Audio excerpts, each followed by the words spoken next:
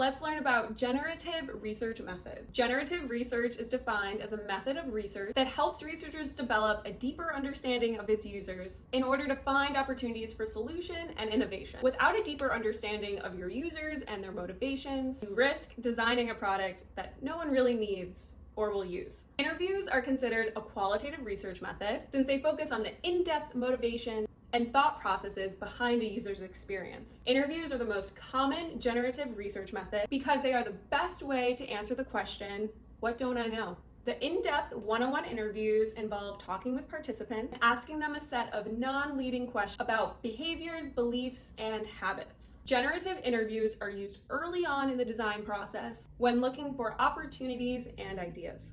But these are not simply brainstorming sessions. Interviews are structured conversations to gather the information you need to answer clear, specific, and actionable research questions. The three main generative interview formats are structured, semi-structured, and unstructured. When conducting an unstructured interview, there isn't an outline or guide, but rather some very open-ended questions.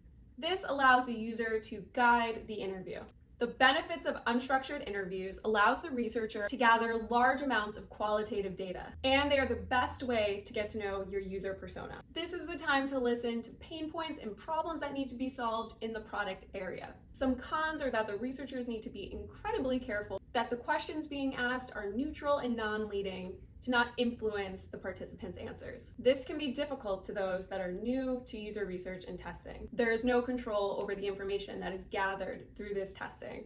Unstructured interviews are the most useful at the beginning of the project when the researchers have little knowledge of the users. 3 examples of unstructured interview questions. Tell me about yourself. Describe your ideal job. What accomplishments are you the most proud of and why? Let's jump to semi-structured interviews. Semi-structured interviews leave much more room for discussion. The researcher creates a discussion guide or test script that helps lead the conversation in a direction that will produce valuable insights. They typically will include scenarios or tasks to push the conversation forward. This type of research also allows the researcher to probe the user to take some action or explain their thoughts. The benefits of this test allows for much nuance and explanation from the participant. It allows for more conversation back and forth between the participant and the researcher. This helps to build a relationship and encourage the user to act as realistically as possible when using the product. Discussion guide helps keep the insights focused, welcomes unique ideas and out-of-the-box thinking. Cons are a lack of control for the insights.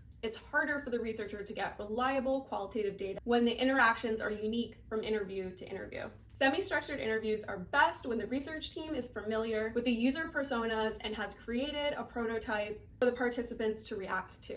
3 examples of semi-structured interview questions. How did you find out about the program? Why are you applying for this role?